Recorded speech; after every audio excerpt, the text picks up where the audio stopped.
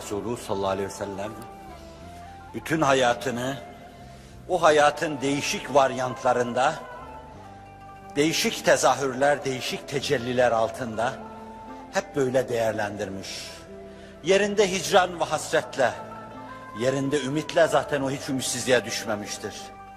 Yerinde sevinçle, işaretle, yerinde ümmeti hakkında Cenab-ı Hakk'ın ataya ve behaya vaadinde bulunmasıyla hep ağlamakla geçirmiştir.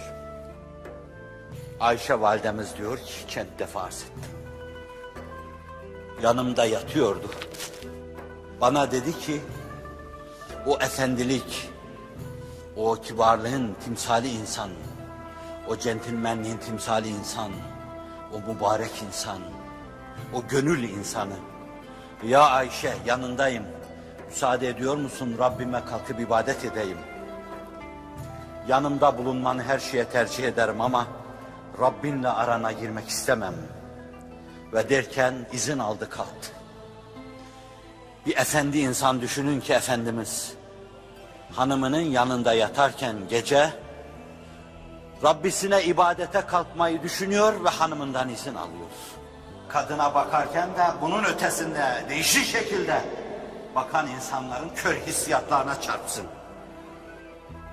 Müsaade eder misin ya Ayşe? Rabbime ibadet edeyim. Kalktı, sabaha kadar ağladı. İnne fi halqis semavati vel ard ve ihtilafil leyli ven nehar la ayatin liulil albab. Öyle ağlıyordu ki sakalından şakır şakır yaşlar akıyordu. Neye ağlıyordu Allah Resulü? Ağlama yok demeyin bana. Ağlama yok diyen bir insan yok olmalı. Neye ağlıyordu Allah Resulü? Allah geçmiş ve gelecek günahlarını mağfiret etmedi mi?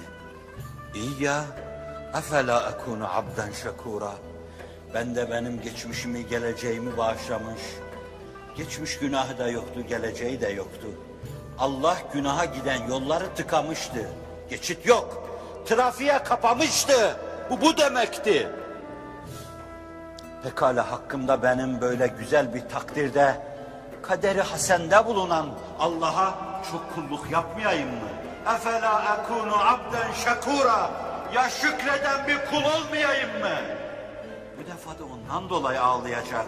Ondan dolayı gözyaşlarını ceyhun edecektir. Allah Resulü sallallahu aleyhi ve sellem.